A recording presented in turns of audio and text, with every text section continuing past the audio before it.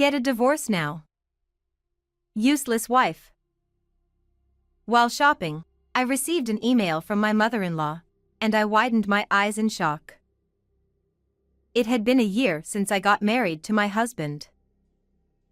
Complaints about housework, not spending weekends at home. Recently, our arguments had increased, which was troubling me. This was the last straw. However, I wasn't surprised by the insults in the message. Who is this? Because right next to me, the mother-in-law who should have sent the email was tilting her head in confusion. I married my husband Lennon, who is 2 years older, when I was 28. Both of us worked, leading busy lives. But I wasn't dissatisfied with that lifestyle. Because my husband made efforts to keep our relationship strong. The mother-in-law, who lived alone nearby, was a bit difficult and not very talkative.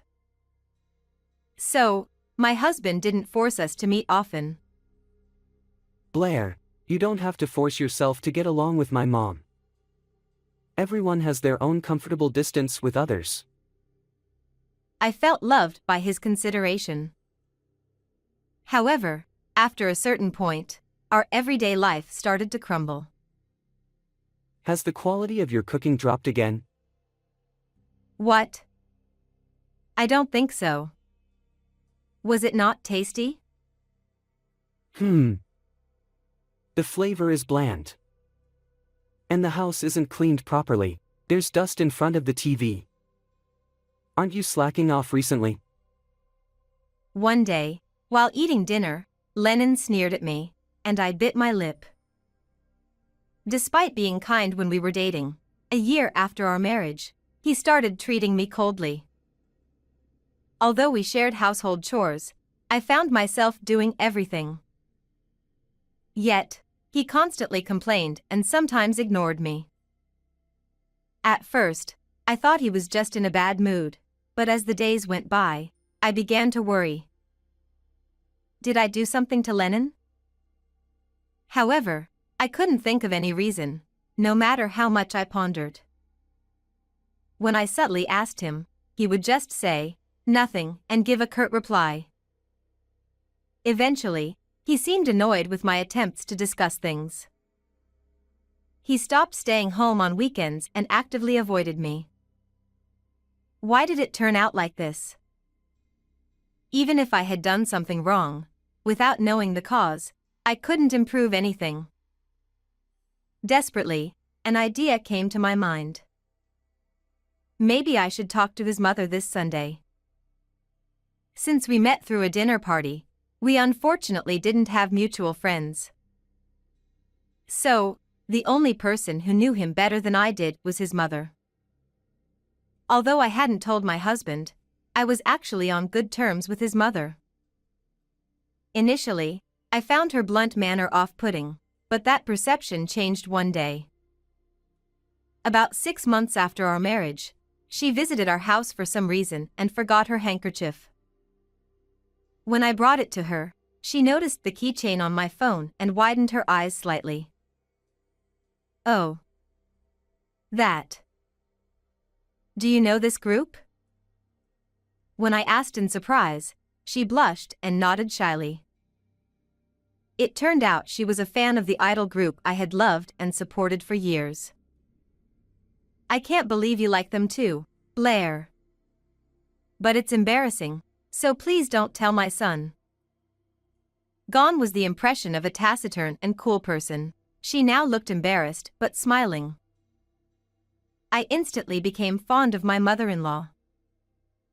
From then on, we went shopping for idol merchandise and attended concerts together, deepening our bond. I believed she would listen to my concerns sincerely. But complaining about her own son. She wouldn't want to hear that. Worried about being rude, I hesitated to consult her about my husband. But as I struggled alone, things escalated. One evening at dinner, he glanced at the meal I made and said, "Sigh. Another lazy meal, Ha! If you don't like it, don't eat. I'm trying my best to cook while working. His constant sarcasm without knowing why made me start to snap back at him. But that only seemed to irritate him more. What? Is that how you talk to your husband? Forget it.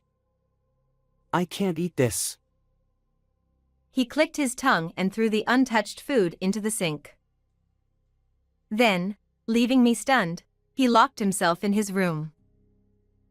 I worked hard to make that. Anger welled up as I looked at the wasted meal.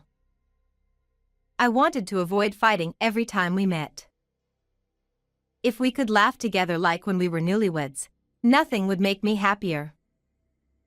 But contrary to my hopes, a suspicion grew in my mind. Could he be having an affair? Recently, his overtime, business trips, and outings increased, and sometimes he came home smelling of women's perfume.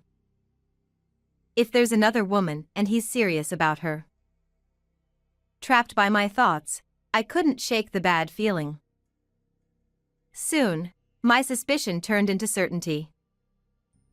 One day, while shopping for concert merchandise with my mother-in-law, I received a message. Thinking it was work-related, I checked my phone after excusing myself to her. I was shocked by the text. What? What does this mean? Seeing my reaction, my mother-in-law peered at my screen in confusion. Then she exclaimed upon seeing the sender. From me. The sender was her, with harsh words like "Get a divorce now. Useless wife." We looked at each other in confusion. The sender was listed as my mother-in-law, but she was standing next to me, so it was obviously someone else. And it turned out, she had lost her phone a few days ago. I wasn't too worried and planned to look for it later, but who could this be? Maybe. Seeing her puzzled expression, I spoke up. I think I might know who the sender is. Her attentive gaze made me decide to share something. Listening quietly and seriously, her face was solemn. But after I finished, she smiled mischievously. Let's pretend we don't know anything and reply according to my suggestion. She proposed a plan. A few weeks later, I stood in front of my house with her. I hadn't been home for a week. After that incident, I had been staying at her place for a reason. Blair, let's go in now. Nodding at her signal, I held a running video camera in my right hand. We entered the house. At that moment, I was burning with anger. The mysterious email had made all of my husband's previously confusing actions clear. Oh. Where are they? I hear sounds coming from the bathroom. My mother-in-law, who had been looking around the empty living room, took my hand and headed straight for the bathroom. Gathering my resolve, I opened the door to the changing area, and from the other side of the door leading to the bathtub, I could hear the cheerful voices of a man and a woman. My mother-in-law sighed deeply, oblivious to our presence, and I grinned beside her. I have an idea. Then I whispered to her and hooked a tension rod I found nearby onto the door.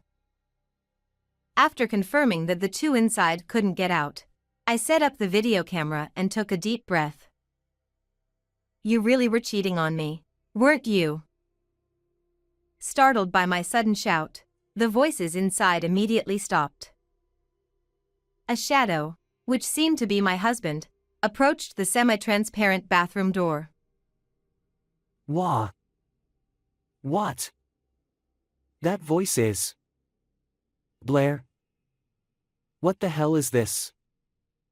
The door won't open. Don't bother trying to escape. I won't let you out until I'm satisfied. What are you talking about? That's my line. You seem to be having a lot of fun. Who's in there with you? From the other side of the door, I could hear my husband's sharp intake of breath.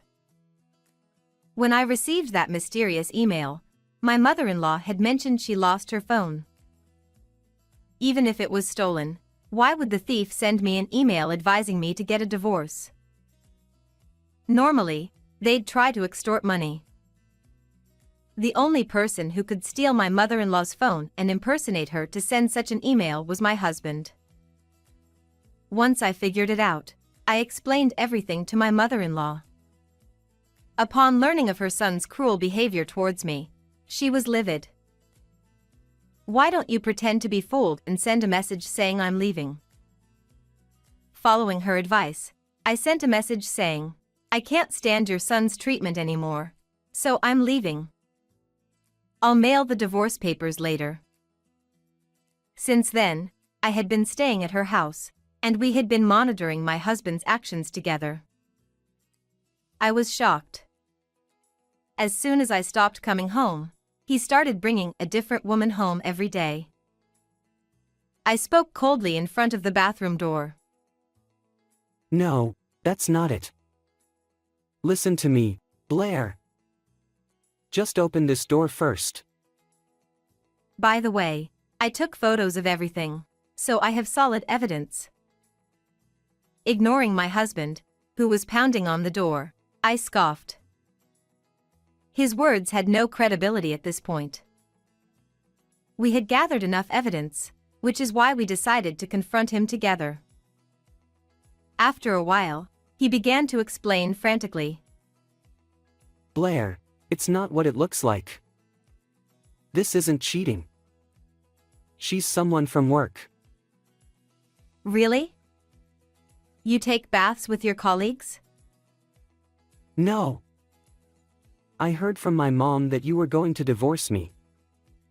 You left home, so I ended up in this situation. So, it's your fault for leaving first. My husband, now trying to blame me for everything, left my mother-in-law and me exchanging exasperated looks. He probably had no idea she was there. Then, it happened.